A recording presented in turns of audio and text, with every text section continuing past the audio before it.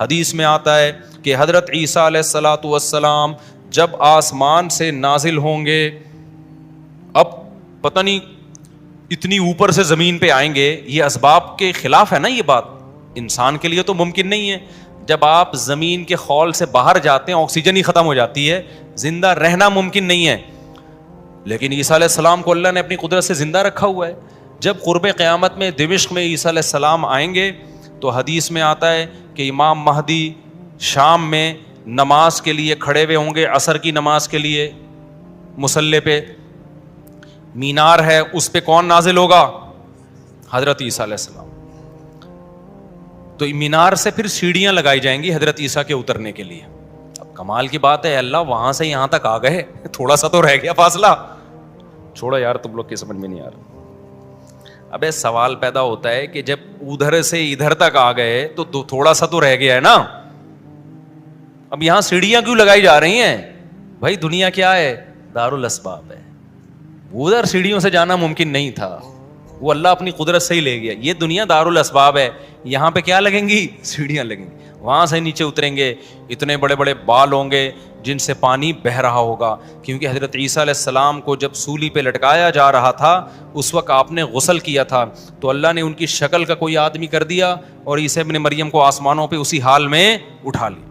اور قرب قیامت میں جب نازل ہوں گے تو عصابۃ تغزو مع عیسیٰ ابن مریم، نبی نے فرمایا میری اس امت کے لیے جنت کی ضمانت ہے جو عیسیٰ ابن مریم کے ساتھ مل کے جہاد کرے گی. حضرت عیسیٰ نے آتے ہی کیا کرنا ہے؟ جہاد کرنا ہے. تو اور پھر ایسا جہاد ہوگا اما الاسلام و اما السیف، یا تو اسلام ہے یا تلوار ہے، بیچ کا کوئی راستہ نہیں ہے. اور تقاتلون الیہود، سب سے پہلے لڑائی کس سے ہوگی؟ یہود سے ہوگی، عیسیٰ ابن مریم کی. کیونکہ یہود نے آپ کو قتل کرنے کی کوشش کی تھی، تو اللہ تعالیٰ عیسیٰ ابن مریم ہی کے ذریعے ان سے انتقام لیں گے. خیر، اب ایسا نہ ہو کل کوئی امام مہدی آ جائے. آج کل مارکیٹ میں امام مہدی کے نام پہ منجن نکل رہا ہے، ہر تھوڑے دن میں کوئی مہدی. میرے والد صاحب ایک واقعہ بتایا کرتے تھے، ہماری محلے کی مسجد میں نا ایک آدمی بہت نیک تھا، عبادت کرتے کرتے نا اس کی کھوپڑی گھوم گئی اوپر سے.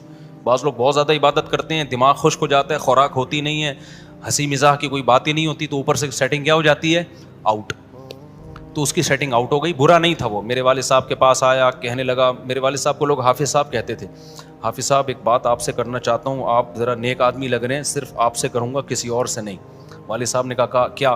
کہتے ہیں مجھے نا کچھ الہامات ہو رہے ہیں کہ امام مہدی میں ہی ہوں. والد صاحب ہمیں یہ واقعہ سنا رہے تھے، کہتے ہیں کہ میں نے اس سے کہا کہ بس مجھے بتا دیا، میرے علاوہ کسی کو قطعاً نہیں بتانا، ورنہ حالات کا میں ذمہ دار، کوئی بھی پیل دے گا. صحیح ہے نا؟ تو بس یہ مجھے بتا دیا نا، بس یہ ہم دونوں کے راز کی بات ہے اور اللہ کو پتہ ہے، کسی تیسرے کو بتانے کی بالکل بھی ضرورت نہیں. پھر والد صاحب نے اس کو بولا بھائی تو تھوڑا سا وظائف نا کم کر دے، تھوڑا سا نارمل لائف میں آ جائے، انسان کا بچہ بن جا، تیری کھوپڑی کیا ہو رہی ہے سیٹنگ اپ. تو بہت سے امام مہدی اس چکر میں بنے ہیں، ہوتے نہیں ہیں. تو جب امام مہدی نے آنا ہوگا نا تو سب سے پہلی بات یہ کہ وہ مہدی ہونے کا دعویٰ نہیں کریں گے، ان کو لوگ کہیں گے کہ آپ مہدی ہیں. ان میں علامتیں دیکھ کے علماء ان سے خود کہیں گے، سارے پیچھے پڑ جائیں گے کہ آپ مہدی ہو. سمجھتے ہو کہ نہیں سمجھتے ہو؟ تو جو خود سے مہدی ہونے کا دعویٰ کرے وہ تو مہدی ہو ہی نہیں سکتا. اور جب امام مہدی ہوں گے تو عیسیٰ ابن مریم نازل ہوں گے. جس کے دور میں عیسیٰ نازل نہیں ہو رہے اس کا مطلب وہ مہدی ہے ہی نہیں. تو حدیث میں آتا ہے حضرت مہدی مصلی پہ کھڑے ہوں گے تو حضرت عیسیٰ علیہ السلام آئیں گے تو وہ حضرت مہدی ان کو مصلی پہ آگے کریں گے کہ آپ نماز پڑھائیں. لیکن حضرت عیسیٰ علیہ السلام کس کے حوالے کریں گے مصلی؟ کہ یہ نماز آپ ہی پڑھائیں گے. کیوں؟ مجھے اللہ نے نماز پڑھانے کے لیے نہیں، مجھے کس کے لیے بھیجا ہے؟ جہاد کرنے کے لیے بھیجا ہے. میں تلوار لے کے لڑائی کروں گا، یاجوج ماجوج کو قتل کریں گے. اب یاجوج ماجوج کہاں ہیں اس کے بارے میں کوئی صحیح بات ہمارے علم میں نہیں ہے. ویسے بھی اگر ہمیں پتہ چل جائے کہاں ہیں تو وہ دریافت ہو جائیں گے نا. اور قرآن کہتا ہے قرب قیامت سے پہلے وہ دریافت بولو نہیں ہو سکتے. تو اللہ نے چھپا دیا ہے ان کو. چھپا دیا ہے تو چھپایا ہے اس لیے کہ پہلے نہ پتہ چلے کدھر ہے.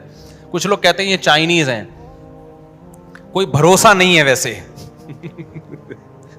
لگتا ہے کہ شاید ہوں، کیونکہ وہ جو ذوالقرنین نے دیوار بنائی تھی نا سیسا پلائی ہوئی اور پہاڑوں کے پیچھے دھکیل دیا تھا اور پھر بڑی تعداد ہو گئی ان کی، حدیث سے پتہ چلتا ہے شاید وہ، لیکن بہرحال کوئی یقینی بات نہیں ہے. تو یاجوج ماجوج ایک بڑی طاقتور قوم ہوگی جس کو حضرت ذوالقرنین نے سورہ کہف میں اس کا بھی تذکرہ ہے، پہاڑوں کو بند کر کے ان کو دھکیل دیا, کہیں چھپا دیا ان کو, تو قرب قیامت میں وہ نکلیں گے اور پھر دنیا میں تباہی مچائیں گے, اور پھر ان کو کون قتل کرے گا؟ حضرت عیسیٰ علیہ السلام. تو وہ ابھی نہیں نکلیں گے, جب نکلیں گے تو ان کا ابھی دریافت بھی نہیں ہو سکتے وہ. باقی وہ کچھ کہتے ہیں مریخ میں, کچھ کہتے ہیں کہاں ہیں, ہمیں نہیں پتہ کہاں ہیں. بہرحال بظاہر تو لگتا ہے زمین میں ہی ہے, کیونکہ ذوالقرنین جو گئے تھے مشرق اور مغرب شمال جنوب کا انہوں نے سفر کیا, اسی زمین میں کیا تھا سفر. تو واللہ اعلم. ہمیں بس اجمالی طور پر ان چیزوں پہ ایمان لانا ضروری ہے, ان کی ڈیٹیل ہمیں بتائی نہیں گئی ہے تو ہمیں ڈیٹیل میں جانے کی اجازت نہیں ہے. باقی قیاس آرائیاں ہوتی ہیں, صحیح بھی ہو سکتی ہیں, غلط بھی ہو سکتی ہیں. اچھا, تو میں یہ عرض کر رہا تھا کہ 309 سال وہ سوئے ہیں. وَنُقَلِّبُهُمْ ذَاتَ الْيَمِينِ وَذَاتَ الشِّمَالِ, اللہ کہتے ہیں ہم ان کو پلٹتے تھے, اب ادھر کو کروٹ لے کے سوچو, اب ادھر. وَكَذَلِكَ بَعَثْنَاهُمْ, 309 سال کے بعد ان کو اللہ نے جگایا, پوری حکومت بدل گئی, پوری حکومت کا تختہ پلٹ گیا. اب جب 309 سال کے بعد اٹھے ہیں تو پیٹ کمر سے چپکا ہوا ہے, ٹھیک ہے نا, بھوک لگ رہی ہے ٹائٹ والی. تو کیا کہتے ہیں, کم لبستم, پہلے آپس میں کہنے لگے ہم کتنا سوئے ہیں, ہم کتنا سوئے.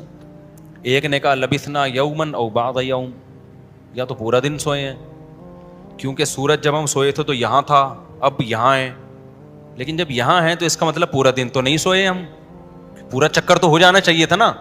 مثال کے طور پر وہ سوئے تھے مغرب کے وقت اور آنکھ کھل رہی ہے اشراق کے وقت. اب کنفیوز ہو رہے ہیں نا کہ یار اگر ہم تھوڑا سوئے ہیں تو یہ تو ہمیں لگ رہا ہے بہت زیادہ سوئے ہیں, 24 گھنٹے سے زیادہ تو سو نہیں سکتا کوئی. تو کہنے لگے یا تو ہم پورا ایک دن سوئے ہیں یا شاید اس سے کم سوئے ہیں. کم سونے پر یہ اعتراض ہو رہا ہے کہ نیند تو بڑی شاندار طریقے سے پوری ہوئی ہے, 4-6 گھنٹے میں ایسی ہوتی نہیں ہے. اور اگر زیادہ سوئے ہیں تو سورج جب ہم سوئے تھے وہ یہاں تھا, اب یہاں ہیں, تو یہ تو 24 گھنٹے بھی پورے نہیں ہوئے, کیونکہ ان کا کیا خیال ہے کہ یہ 300 دفعہ پلٹ کے سورج آ چکا ہے. جب کافی دیر ان کی بحث ہوئی تو کہنے لگے ربکم اعلم بکم, اللہ ہی جانتا ہے بھائی کتنا سوئے ہیں, اس بحث سے کوئی فائدہ نہیں ہے, ابھی تو روٹی کی فکر کرو. فبعثوا احدکم بورقکم, یہ سکہ رائج الوقت لے کے جاؤ اور روٹی لے کر آؤ. اب دیکھو یہاں بھی وہ اللہ پہ توکل کر سکتے تھے کہ ہم جا رہے ہیں, پیسے لے جانے کی ضرورت نہیں ہے, ہم نے اللہ کے لیے قربانی دی ہے, کھلائے گا کون ہمیں؟ اللہ. نا بھائی, اللہ نے کہا ہے جتنے اسباب اختیار کر سکتے ہو کرو. تم ایک اجنبی جگہ پہ جا رہے ہو, تمہارے پاس سکے ہونا, پیسے تو لے کے جاؤ. عربوں میں نا جب زمانہ جاہلیت میں حج ہوتا تھا تو دور دور سے جو عرب قبیلے بیت اللہ آتے تھے پیسے نہیں لے کے آتے تھے ساتھ میں, کہتے تھے کہ ہم اللہ کے گھر کی زیارت کے لیے جا رہے ہیں تو کھلائے گا کون ہمیں؟ اللہ, ہم پیسے نہیں لے کے جائیں گے. یہ تو توکل کے خلاف ہے یار. اللہ کے مہمان, وہ مثال ایسے دیتے تھے جیسے آپ اپنی نانی کے جا رہے ہو اور اپنے کھانا ساتھ لے کے جا رہے ہو, تو نانی کو غصہ آئے گا نا, بیٹا میں نے تیری دعوت کی ہے تو کھلاؤں گی کون؟ میں کھلاؤں گی تجھے, تو اپنے ساتھ کھانا کیوں لے کر آیا ہے؟ تو کہتے تھے جب ہم کسی کے مہمان ہوتے ہیں تو کھانا ساتھ نہیں لے کے جاتے, میزبان کا کام ہے, تو ہم اللہ کے گھر پہ جا رہے ہیں, ہم پیسے لے کے نہیں جائیں گے, اللہ پہ توکل کریں گے. جب پیسے ختم ہوتے نا تو بھیک مانگ رہے تو بھائی کو اللہ کے نام پہ کوئی کھانا دے دے یار, کوئی تو روٹی دے دے. جب پیسے ختم ہوتے تو کیا کرتے یار, کہیں سے جگاڑ, پھر چوریاں چکاریاں شروع کر دیتے. تو قرآن میں اللہ نے آیت نے نازل کی وَتَزَوَّدُوا, جب حج کے لیے جاؤ تو زاد راہ لے کے جاؤ, پیسے لے کے جاؤ. کیوں؟ فَإِنَّ خَيْرَ الزَّادِ التَّقْوَىٰ, سب سے بہترین زاد راہ تقوی ہے. وہ توکل جو تمہیں بھکاری بنا دے, گناہگار, کیونکہ بھکاری پن یہ تقوی کے خلاف ہے. تو پہلے تقوی کی فکر کرو کہ لوگوں کے سامنے ہاتھ نہ پھیلانے پڑے. تو ان کو بتا دیا اللہ نے صحابہ کو کہ توکل کا یہ مطلب نہیں ہے کہ دنیا میں اسباب اختیار نہ کرو, حج پہ جا رہے ہو تو پیسے لے کے جاؤ سارا. تبھی فقہا کہتے ہیں, فقہا نے دین کو خوب سمجھائے کہ حج صرف اس پہ فرض نہیں ہو جاتا کہ آنے جانے کا انتظام ہو جائے, نا, حج اس پہ فرض ہوگا آنے جانے کا انتظام بھی, راستے میں کھانے کا انتظام بھی, اور جتنے دن آپ گھر کی مارکیٹ سے شارٹ رہو گے بیوی بچوں کے کھانے کا بھی انتظام. آپ کا حج کا آ گیا بھائی, آپ نے کہا میرا جہاز کا ٹکٹ بھی ہو گیا, ہوٹل کا کرایہ بھی ہو گیا, کھانے پینے کا انتظام بھی ہو گیا, نکل گئے 40 دن کے لیے. بچے کہہ رہے ہیں ابا مارکیٹ سے کیا ہو گیا شارٹ, ابا ہم کیا کھائیں یہاں پہ؟ تو ابا کہہ رہا ہے بیٹا میرے لیے چونکہ آنے جانے کا پراپر انتظام ہو گیا تھا تو مجھ پہ حج فرض ہو گیا ہے, کیونکہ اللہ نے کہا ہے جس میں استطاعت ہے حج فرض ہے, تو مجھ میں استطاعت تھی حج فرض ہے. تو بچے کہیں گے ہمارا کیا قصور ہے. اس لیے علماء نے بیان کیا کہ استطاعت میں یہ بھی داخل ہے کہ آپ کا بھی اور جن کی آپ کفالت کر رہے ہو, جو آپ کی شرعن ذمہ داری ہے, ان کا بھی انتظام ہو. سمجھتے ہو کہ نہیں سمجھتے ہو؟ تو انہوں نے اپنے ساتھ سکے لے کے گئے ہوئے تھے, وہ سکہ رائج الوقت. جب نکاح ہوتا ہے نا تو سکہ رائج الوقت, میں نے سکہ رائج الوقت میں آپ کا نکاح فلاں, میں یہ لفظ نکال دیا ہے, میں اتنے پیسوں میں کرایا ہم نے, کیونکہ رائج الوقت ہی سکے چلیں گے نا, یہاں نکاح میں ڈالر تھوڑی دیں گے. کبھی خربوزہ خریدتے ہوئے کہا کہ سکہ رائج الوقت کے مطابق یہ خربوزہ کتنے روپے کلو ہے, جیسے وہاں سیدھا سیدھا بولتے ہو بھائی خربوزہ کتنے روپے کلو ہے, تو مہر میں بھی وہی ہے. جب پاکستان میں شادی ہو رہی ہے تو پاکستانی روپے میں ہی ہوگی, اس میں الگ سے سکہ رائج الوقت بتانے کی ضرورت نہیں ہے. لوگ کہہ رہے تو سکہ رائج الوقت کے مطابق, تو وہاں سے میری زبان پہ یہ آیا ہے. تو انہوں نے کہا بھائی یہ سکہ رائج الوقت ہے, اس کو لے کے جاؤ اور کھانے پینے کا انتظام کرو. پھر کہنے لگے دیکھو وَلْيَتَلَطَّفْ, چپکے سے جانا, وَلَا يُشْعِرَنَّ بِكُمْ أَحَدًا, کسی کو تمہارے بارے میں پتہ نہ چلے. ایسے منہ لپیٹ کے نا چھپڑ میں جانا اور روٹی لے کے چھپڑ میں واپس آ جانا. اس سے بھی پتہ چل رہا ہے کہ وہ اپنی حفاظت کا پورا انتظام کر رہے ہیں, پھر اللہ پہ توکل کر رہے ہیں. کتا بھی ساتھ لے کے جا رہے ہیں تاکہ اجنبی لوگوں سے ہماری حفاظت ہو, یہ بھی پورا انتظام. اور اس کے بعد بھی ایک بندے کو بھیج رہے ہیں بھائی لپٹ کے جانا, پتہ نہ چلے, پکڑے نہ جائیں ہم. اور آگے انہوں نے کیا کہا, فَلْيَنظُرْ أَيُّهَا أَزْكَىٰ طَعَامًا, دیکھنا پاکیزہ کھانا ہو, حلال کھانا لے کے آنا. اس سے بھی پتہ چلتا ہے کہ چونکہ غیر مسلم ریاست تھی نا, وہاں ان پر واجب تھا کہ کھانا خریدنے سے پہلے تحقیق کر لیں کہ حرام ہے یا حلال. اسلامی ملک میں اس تحقیق کی ضرورت نہیں ہے کیونکہ حلال ہی ہوتا ہے. یہاں آپ ہوٹل میں بیٹھ کے پوچھیں یہ گدھے کا گوشت ہے یا بکرے کا گوشت ہے, وہ رکھ کے ایک تھپڑ لگائے گا آپ کے. کیوں بھائی؟ غالب یہی ہے کہ جب سامنے والا انسان ہے اور مسلمان ہے تو گوشت بھی انشاءاللہ حلال ہی ہوگا. سامنے والا گدھا نہیں ہے تو گوشت بھی گدھے کا. یہاں بھی گدھے کے گوشت بکے ہیں مگر ان کا ریشو کم ہے نا, عموماً تو حلال ہی ہوتا ہے. لیکن جب آپ غیر مسلم ریاست میں جاتے ہیں, پھر جب بھی آپ کوئی چیز خریدیں گے تو آپ پر تحقیق کرنا واجب ہے, بھائی یہ حلال ہے یا نہیں. میں یورپ میں جہاں بھی ہوٹل میں جاتا تھا پہلے پوچھتا تھا ابے یہ مرغی حلال ہے کہ حرام ہے, وہ کہتا تھا حلال ہے. کیسے پتا چلا حلال ہے؟ ٹھپا تو سب نے لگایا ہوا ہوتا ہے حلال کا, کہاں سے خریدی آپ نے؟ وہ بتاتا تھا فلاں سے. میں نے کہا آپ کو پتا ہے کہ وہ ہاتھ سے ذبح کرتے ہیں؟ کہ جی ہمیں تو نہیں پتا. میں نے کہا پھر ہم بھی نہیں کھائیں گے بھائی. یہ غیر مسلم ریاست میں یہ تحقیق کیا ہے؟ اطمینان ہو جائے کہ ہاں جی ہاتھ کا ذبیحہ ہے, بسم اللہ اللہ پڑھ کے کرے تو پھر آپ کھا سکتے ہیں, ادروائز نہیں کھا سکتے آپ. پھر آپ چلغوزے کھائیں, کچھ بھی کھائیں, گزارا کریں آپ. سمجھتے ہو؟ تو ان لوگوں نے بھی کیا, حالانکہ یہ کتنے شدید بھوکے تھے نا, ان کو تو چاہیے تھا بولتے یار تو جا اور جو ملے لے آ بس اٹھا کے, ٹھیک ہے نا, جو ملے. ابھی حلال حرام کے چکر میں پڑنے کی ضرورت نہیں ہے, بہت ہو گیا یار, بھوک دیکھ یار, ابھی تو ابھی پھر بھی جا کے حلال حرام کی تحقیق کرے گا. ابے جو ملے اٹھا کے لے آ, نا نا نا نا, حلال لے کے آنا, حرام سے ایوائڈ کرنا.